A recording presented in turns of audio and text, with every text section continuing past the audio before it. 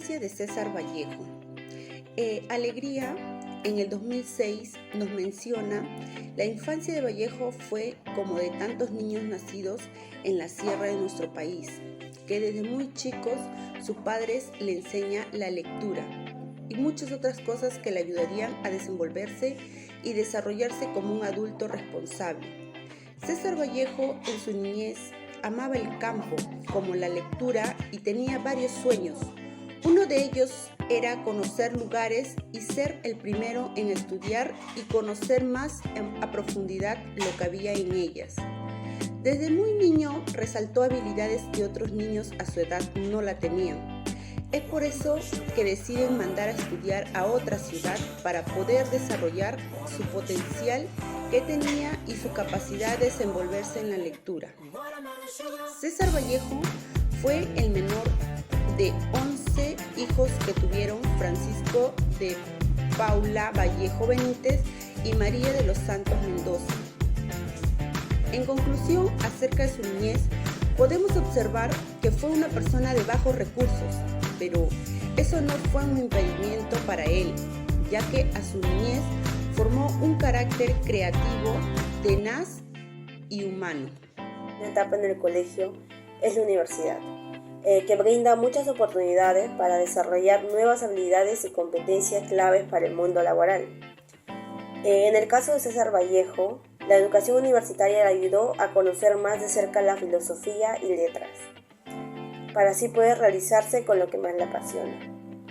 César Vallejo comenzó su formación universitaria en una universidad al norte del Perú, estudiando letras, por lo que en su tesis demostró el amor hacia las poesías. Al mismo tiempo comenzó a estudiar en la Facultad de Derecho, pero lamentablemente no llegó a culminar esta carrera. Después de adaptarse completamente en Lima, tuvo la oportunidad de difundir uno de sus muchos poemarios. Eso pudo ser posible debido al sueldo de trabajo como profesor dedicado. Sin embargo, Vallejo en una entrevista comentó que su casa universitaria, que las universidades se solventan del Estado. Lo jerárquico de todo esto es que en la tesis de este personaje se pudo dar a conocer el lenguaje poético que tenía Vallejo, por lo cual podemos deducir que es fundamental para la poesía peruana, según Curasma 2014. En conclusión, la vida universitaria de nuestro poeta peruano no fue tan sencilla, ya que siempre tuvo muchas complicaciones con lo económico, por lo que trabajó muy duro y al mismo tiempo pudo dar a conocer más de cerca las injusticias del país hacia la clase baja, y también pudo plasmarlo en sus poemas. A pesar de las adversidades, pudo seguir adelante y pudo culminar su carrera universitaria. El poeta César Vallejo es uno de los tantos pensadores de América Latina que llegaron a Europa en busca de nuevos horizontes. Es decir, César Vallejo había visitado muchos lugares en Europa y se vio envuelto en diversas situaciones complejas. Una de estas experiencias e inspiraciones para crear diversas obras literarias e incluso llegando a fundar una revista llamada Favorables París Poemas en 1926. César Vallejo llegó a París un 14 de julio de 1923. Fue su amigo el diplomático Pablo Abril, el cual lo motivó a que regresara a Perú, llegando así a enviar un pasaje de retorno en 1928. En 1936 realizó un viaje de 2 semanas a Barcelona y Valencia. El 11 de junio de 1937 regresó a París y el 13 de marzo de 1938 enfermó de fiebre. Gracias al cuerpo diplomático peruano en París, es ingresado a la clínica Arago el 24 de marzo. Falleció el 15 de abril de 1938 en París, Francia, resultado de médicos que no lograron diagnosticar la enfermedad que lo quejaba. De hecho, César Vallejo pasó la mayor parte de su tiempo en Europa, visitó la mayor parte del continente y pasó allí los últimos días de su vida. Es importante destacar que César Vallejo utiliza cada viaje como fuente de inspiración, dado como resultado varias obras aclaradas. En virtud de lo argumentado, podemos concluir que el gran poeta escritor César Vallejo Pasó gran parte de su vida en Europa. Lo impulsaron a crear diversas obras y poemas, los cuales son muy reconocidos y aclamados en la actualidad. Hola, yo les presentaré sobre los amores de César Vallejo. Podemos observar que durante la vida de César Vallejo tuvo muchos amores y personas que significaron demasiado para el poeta. Pero en este texto en especial hablaremos sobre uno de sus más grandes amoríos y a la vez la musa de una de sus más grandes obras y más resaltantes a lo largo de toda su trayectoria y vida. Según Pacha 2020, los primeros encuentros que tuvieron fue gracias a su amigo y colega, Manuel Rabanal, quien presenta a César Vallejo a la bella y dulce Otilia Villanueva. Como coloquialmente diríamos, fue un amor a primera vista. César Vallejo se enamoró de Otilia hasta el punto de casi llegar a tener un hijo juntos. Las personas decían que se les había visto juntos y muy enamorados, algo que ya no podían ocultarlo más. Pero bueno, no todo es color de rosas. Así que llegaron a tener un final algo lamentable y triste por diversos factores que influyeron. Asimismo, César Vallejo se enamoró muy profundamente de ella. Llegó a ser su musa en su obra más importante, Trilce.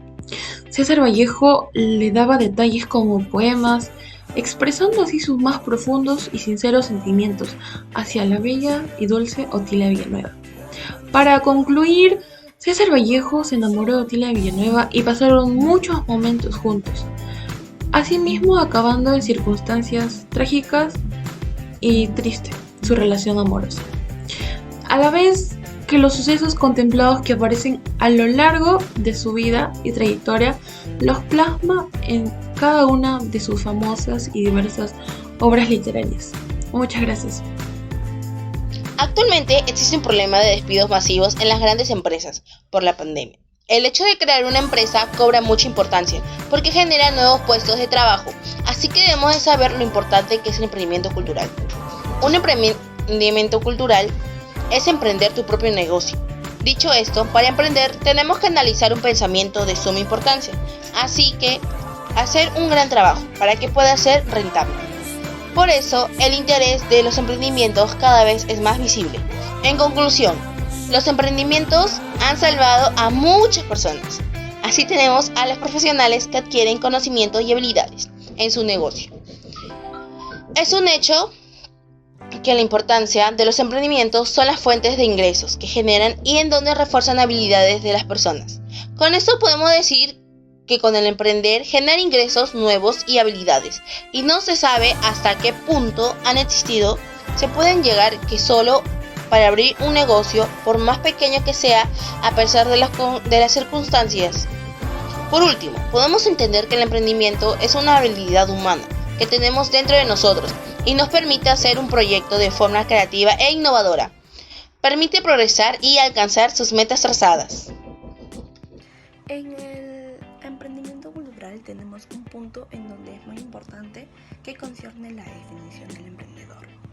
El emprendedor es una persona que actúa sobre ideas innovadoras que él mismo puede tener para poder así abrir un negocio. Pero eso también significa que hay riesgos y consecuencias.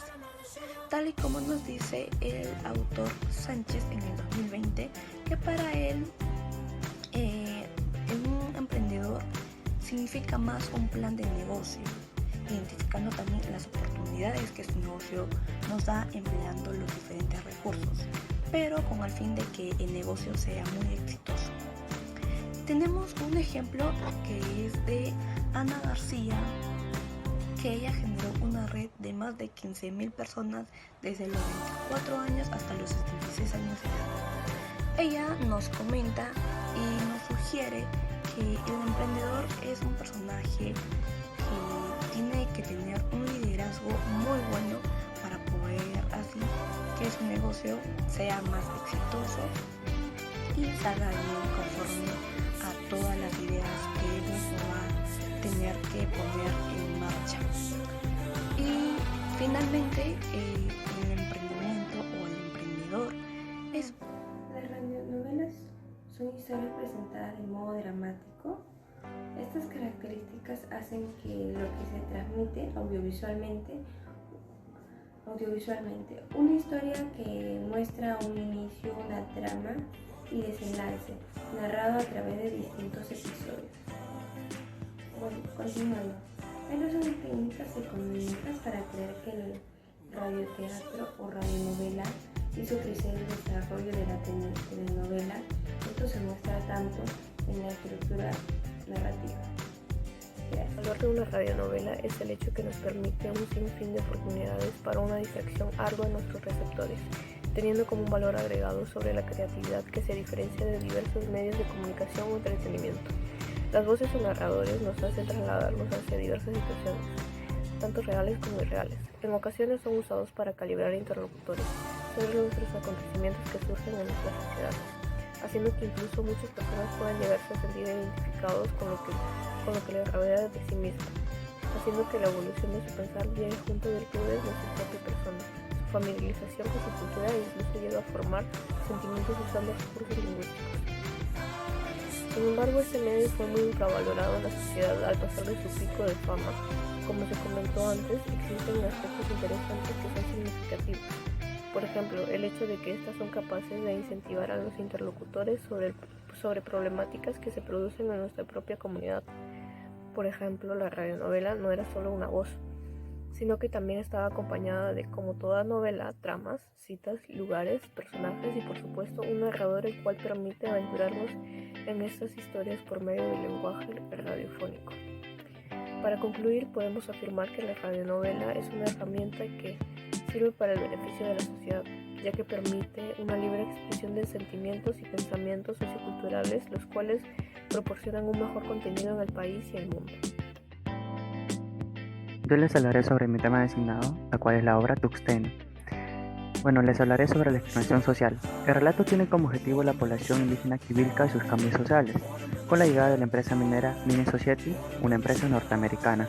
Con esta llegada y proyecto de extracción minera hacen que la población peruana se sienta bendecida y feliz por un cambio al Perú, poniéndose a disposición del servicio de la compañía y de esta manera generando desigualdad y explotación a los mestizos y obreros. Ruiz 2016. Los habitantes soras, habitantes nativos de la zona de explotación, donde los mineros encontraron todo tipo de apoyo, son personas ajenas al conocimiento de propiedad, al valor del dinero y explotación. Todo esto trajo que sean parte de despojos, de humillaciones, de desigualdades y de ciertas burlas. Todo lo que sufrieron la población sora. Todo esto se puede evidenciar en la obra Tuxteno, relacionada con las empresas mineras y también en el experimentalismo político y literario de César Vallejo. En conclusión, la obra Tuxteno nos hace reflexionar mucho sobre la desigualdad y discriminación que existió hace mucho tiempo con los nativos e indígenas de pueblos pequeños en el Perú. Es por eso que ninguna persona de clase social alta o empresas que tengan mucho dinero pueden faltarnos el respeto o tratarnos de mala manera, ya que todos somos iguales y debemos tratarnos con equidad, así como les he gustado a César Vallejo. Ya. Continuando con la exposición, voy a hablarles un poco sobre la explotación indígena.